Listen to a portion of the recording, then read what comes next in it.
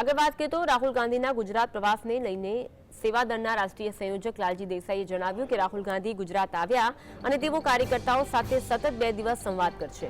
ગુજરાતના 2027માં કોંગ્રેસની સરકાર હશે। કોઈ ભોગી ગુજરાતની જનતાને શોષણમાંથી મુક્ત કરવામાં આવશે। તમામ મુદ્દે ખાસ રણનીતિ પણ બનાવીશું। નજીકના ભવિષ્યમાં પદયાત્રા દ્વારા પબ્લિક વચ્ચે પણ જઈશું।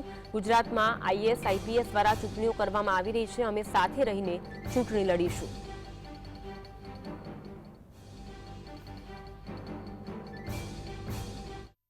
आज बात कांग्रेसનો એક કાર્યકર્તાએ નક્કી કર્યું છે ઝંડો લઈને નીકળવા માટેનું કે કોઈ પણ ભોગે ગુજરાતની જનતાને ભારતીય જનતા પાર્ટીના ભ્રષ્ટાચાર, અત્યાચાર, બલાત્કાર અને શોષણમાંથી મુક્તિ માટે થઈને કોંગ્રેસનો એક કાર્યકર્તા એ કઈ રીતે લડવું એની અત્યારે રણનીતિ આ 2 દિવસમાં બનશે।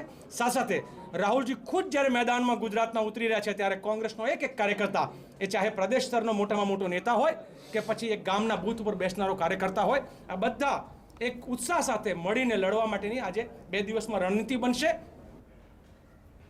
આજ અંગે વધુ વાત કરીશું। સંવાદદાતા ધવલ ફોનલાઈન પર જોડાયા છે। ધવલ, રાહુલ ગાંધી ગુજરાત આવી પહોંચ્યા છે। બેઠક એક બાદ એક ચાલી રહી છે। લાલજી દેસાઈ દ્વારા જે પ્રતિક્રિયા આપવામાં આવી છે આ સાથે એક પડકાર પણ જાણે કે ફેંકવામાં આવ્યો છે। વિગત જણાવશો।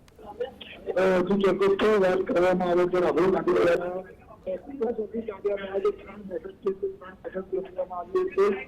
पूर्व विपक्षी नेता અને પૂર્વ પ્રદેશ સમિતિની બેઠક પૂર્ણ થઈ ત્યારબાદ પોલિટિકલ અફેર્સ કમિટીની જે બેઠક છે તે પૂર્ણ થઈ રહી છે। તેનો જે કંટ્રોલ સેલનો બનાવો છે તેની પણ બેઠક પૂર્ણ થઈ ત્યારબાદ રાહુલ ગાંધી રાજીવ ગાંધી ભવન ખાતેથી પોતાની હોટેલ જવા માટે રવાના થાય છે। ત્યાં આગળ પોતાનું બપોરનું ભોજન કરશે। બપોરનું ભોજન લીધા બાદ પરત 3 વાગે કોંગ્રેસ કાર્યાલય આવશે અને ત્યારબાદ જે 2 શહેર પ્રમુખો છે તેમની સાથે બેઠક યોજાશે।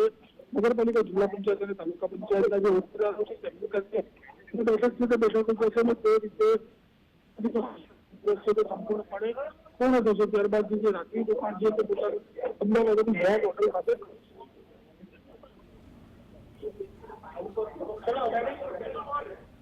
જી આભાર ધવલ માહિતી આપવા માટે।